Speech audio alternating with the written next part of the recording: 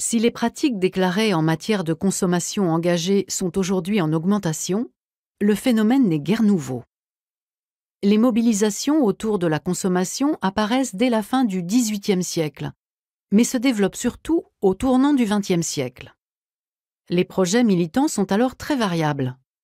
Les consommateurs tantôt apparaissent comme des alliés mobilisés dans des démarches militantes, comme dans le cas des mouvements de lutte pour les droits civiques, tantôt au contraire, ils sont la cible de ces démarches, comme dans le cas du mouvement coopératif.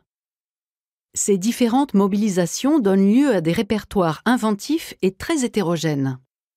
Les actions de boycott y tiennent assez rapidement un rôle central.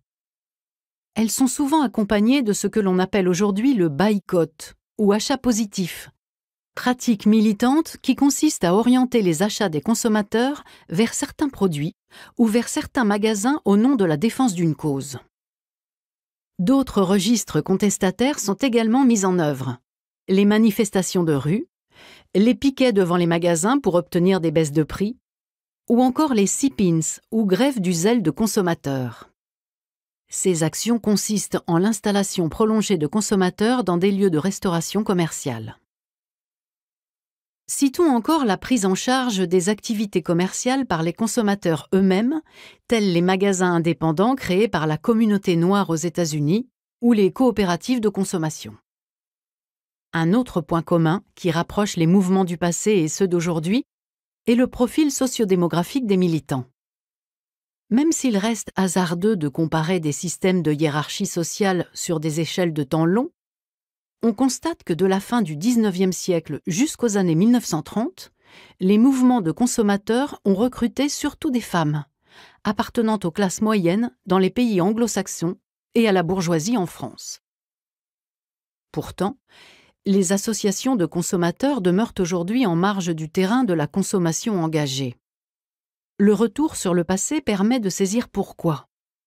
L'institutionnalisation progressive de la représentation des consommateurs par la création de bureaux de la consommation dans les administrations, de services marketing dans les firmes et surtout d'associations consuméristes a orienté cette représentation vers la défense des intérêts des consommateurs plutôt que vers la mise en cause de leur responsabilité collective.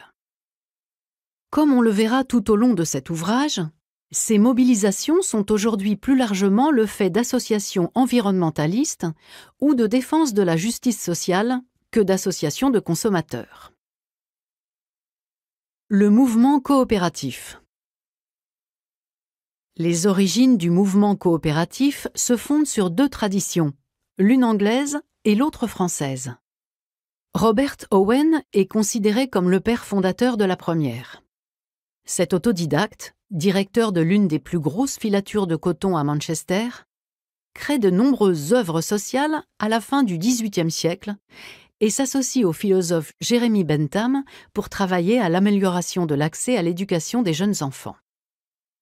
Dès le début du XIXe siècle, son mouvement lance des coopératives de consommateurs vendant des produits de base à des prix abordables avec un double objectif: orienter la consommation des familles pauvres vers des produits de bonne qualité et les associer directement à la gestion de ces activités commerciales.